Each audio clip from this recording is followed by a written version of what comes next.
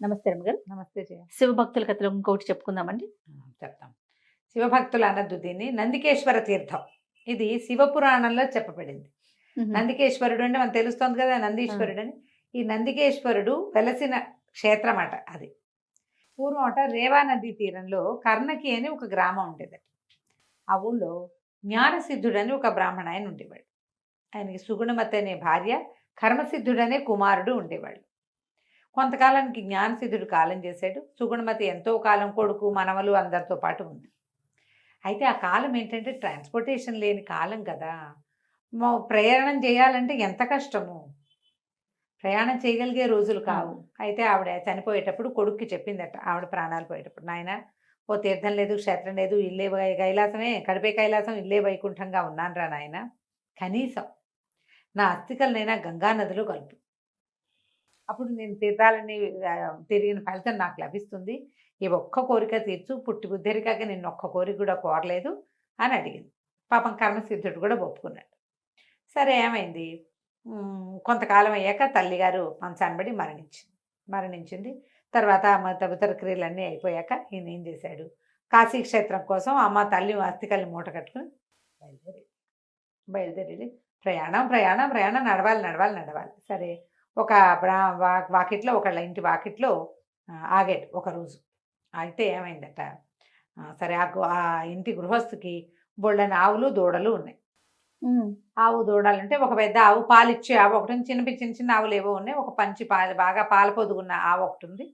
దూడని విడిచిపెట్టేట. ఆ దూడ చంగనాలు వేసుకుని ఎగురుకుంటూ వచ్చి యజమాని కాలు తొక్కేసిందట. కాలు తొక్కేసరికల్లా ఆయన దాన్ని 2 దెబ్బలేసి ఆ దూడని, కాలు తొక్కేసావు నాదని తీసుకెళ్లి తాడికి గుంజకేసి కట్టేసి మొత్తం పాలన్నీ పిండేసుకున్నాడు కోపంతో. పాలన్నీ పిండేసుకున్నాడు. దూడకి పాలు ఉంచపోయేసరికల్లా ఆవు కంట్లో ఇచ్చి నీళ్లు కారుస్తూ నుంచుందట. నుంచుంటే ఈ కర్మసిద్ధుడు అయ్యో పాపమని ఆవు దూడకేసి చూస్తున్నాడు. దూడ ఆవు మాట్లాడుకుంటున్నాయి.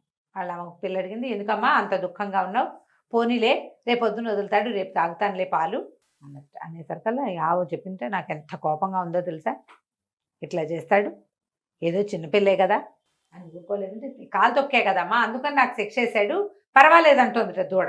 తల్లి మాత్రం అట్లా చేయటంలా, నా పిల్లాడికి పాలు లేకుండా చేస్తాడా, వీడి సంగతి చెప్తా, రేపు పొద్దున వీడి పిల్లని పొడి చంపేస్తాను నేను అన్నది. అనేసరికల్లా దూడందిట, అమ్మా ఎందుకమ్మా మనకి, ఏ జన్మలో ఏ పాపం చేశామో, నువ్వు ఆవువి, నేను దూడనైనా పశు జన్మ ఎత్తాము, దుర్లభమైన మానవ జన్మ ఎత్తలేపోయాము, ఈ పాపం ఎందుకు మూట కట్టుకుంటావమ్మా అంటే, ఈ పాపం నేనేం మూట కట్టుకోను, నా కచ్చ తీర్చుకుంటా, ఏముంది ఆ పాపాన్ని పోగొట్టుకునే మార్గం ఎలాగూ రేపు ఉంది మనకి అన్నది. అనగా నేను ఆశ్చర్యపడి, ఏమిటి ఇది ఆవి ఇట్ట మాట్లాడుతోంది అని విన్నాడు. అంతా శ్రద్ధగా విని ఊరుకున్నాడు. తెల్లవారేసరికి సాయంకాలం అయింది. ఈయన అక్కడే పడుకున్నాడు.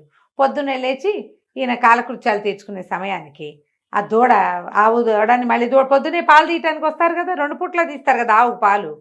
ఆ ఇంటి యజమాని ఆ పిల్లాడిని పాలు తీయమన్నాడు. వాడు 10 ఏళ్ల వాడు. పాలు తీసాక ఆవును వదిలిపెట్టేసరికల్లా ఆవు రయ్యమని ఇటు తిరిగి ఆ పిల్లాడిని ఒక్క తోపు దోసేసి కొమ్ములతో పొడి చేసి కాలు గిట్టలతో అదివేసింది. పిల్లవాడి కాస్త మరణించాడు. ఈయన విన్నా కూడా మళ్ళీ అదే పని చేశాడు. ఈయనేం చేస్తాడు, ఆవు చేసేసింది. ఆవుకి ఇప్పుడు ఈయనేం చేయలేడు, చూస్తున్నాడు అంతే, ఏం జరుగుతుందో చూస్తున్నాడు అంతే. ఈయనేం చేస్తాడు, ఈయన వాళ్ళు ఎవరింటి వాకిట్లోనూ నుంచున్నాడు, ఆయన ఏం చేస్తాడు, చూస్తూ ఉండగానే జరిగింది. గోమాత రాత్రి ఏం చెప్పిందో అది చేసి తీరింది పొద్దున్నే. అది కాకపోతే పాపం పోగొట్టుకోగలనని చెప్పింది చూడు, అదేమిటో తెలియలే. అక్కడి నుంచి జనం అంతా గల్లుమన్నారు, పెద్దగా కేకలు పెట్టారు. అయ్యో అయ్యో పిల్లాడు ఏమైపోయాడు అనేసరికల్లా, సరే నిన్న ఆవుదోడిని కొట్టేందుకు వీడికి శాస్త అయింది అన్నారు కొంతమంది. ఇంతలో ఏమైంది, చూస్తూ ఉండగానే ఆవు నల్లగా అయిపోయింది, తెల్లటి ఆవు. బ్రాహ్మణ హత్యాపాతకం చుట్టుకుంది గోవుకి. ఓహో. అక్కడి నుంచి చూస్తూ ఉండగానే ఈయన చూస్తున్నాడు, ఈ కర్మసిద్ధుడు అయ్యో అయ్యో అంటున్నాడు అందరితో పాటు. ఆవు బయలుదేరి ఎక్కడికో వెళ్ళిపోతాం. ఈయన కూడా బయలుదేరి వెళ్ళాడు. ఏమిటి ఇట్లా వెళ్తుంది, ఏం చేస్తోంది అని చూసేసరికల్లా, ఆ ముందుకెళ్ళేసరికల్లా అక్కడ ఒక నదీ తీరంలో వెళ్ళి ఆవు 3 మునకలు వేసింది నదిలో. మునకలు వేసేసరికల్లా తెల్లగా అయిపోయింది పొద్దున్నట్టుగానే. నిన్న సాయంత్రం ఇవాళ తెల్లవారేట చూసాడు, తెల్లగా అయిపోగానే ఆవు బయటకు వచ్చేసింది, నడుచుకుంటూ వెళ్ళిపోయింది, పాపాన్ని పోగొట్టేసుకుంది. ఈయన ఆశ్చర్యపోయాడు, ఇట్లా ఎట్లా జరిగింది అంటే ఇంతలో ఒక దేవతా స్త్రీ వచ్చింది అటువైపుకి. నాయన ఈవేళ వైశాఖ శుద్ధ సప్తమి, మీ అమ్మ అస్థికలు ఇక్కడ కలుపు, ఇవాళ నేను ఇక్కడ ఉంటాను అని చెప్పింది. చెప్పేసరికల్లా ఈయన ఆ అస్థికలు తీసుకెళ్ళి గోదావరిలో ఆ నదిలో కలిపేసి, అక్కడ ఉన్న నదిలో కలిపేసి అమ్మకి తర్పణం ఇచ్చేసరికల్లా అతనికి కనపడింది అమ్మ ఆ ప్రేత శరీరాన్ని వదిలిపెట్టి వెళ్ళిపోతున్నట్టు. ఓహో. ఆశ్చర్యపోయాడు, ఇదేంటి ఇది ఎట్లా జరిగింది అని. జరిగేసరికల్లా ఇదంతా ఒక ఆశ్చర్యపోయేసరికి ఆ దేవతాశ్రీ చెప్పింది, పూర్వం ఇక్కడ ఒక బ్రాహ్మణ వితంతువు శివ పూజ చేసుకునేది. ఆమెకు ఎవరు లేరు. ఈ నదీ తీరంలో ఈ ప్రాంతంలో ఆమె ఒక పక్కన ఒక రేవులో దిగి స్నానం చేసి అక్కడే ఇసుకతోటి శివలింగం చేసుకుని పూజ చేసుకుంటే ఒక రాక్షసుడు ఒకడు ఆమెను ఇబ్బంది పెట్టేవాడు.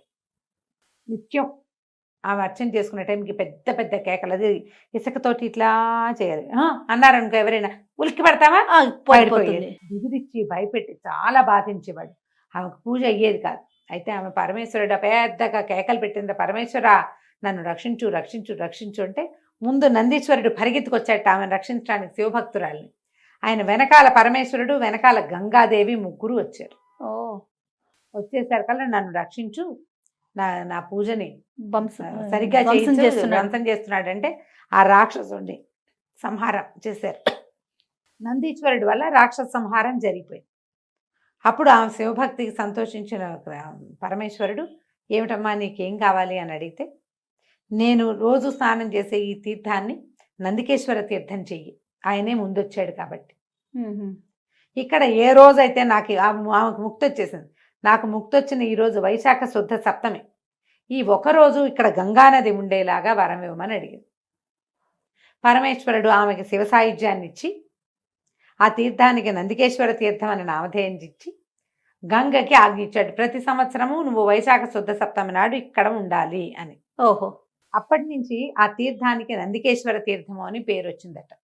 ఈ మన శివపురాణంలో ఇలాంటి తీర్థాలు, తీర్థాటనలు, వాటికి సంబంధించిన కథలు చాలా ఉంటాయి. ఈ కథ చూడు ఇంట్రెస్టింగ్గా ఉంది. సంవత్సరంలో ఇప్పుడు మనకు కొన్ని చోట్ల, కొన్ని దేవాలయాల్లో కూడా ఆ తీర్థంలో అక్కడున్న పుష్కరిణిలో గంగ ఈ సమయంలో ఉంటుంది అని నియమం ఉంది. ఓ. మన అనంతగిరిలో అలా చెప్తారు, కొన్ని చోట్ల అట్లా చెప్తారు. అట్లా చెప్పబడిందే ఈ నందికేశ్వర తీర్థం. పురాణం ప్రకారము ఇది సౌత్ ఇండియాలోనే ఎక్కడో ఉంది. నందికేశ్వర తీర్థం అని పేరు ఎక్కడైనా వింటే కనుక అది ఇదేనని తెలుసుకుందాం. నాకైతే దొరకలేదు.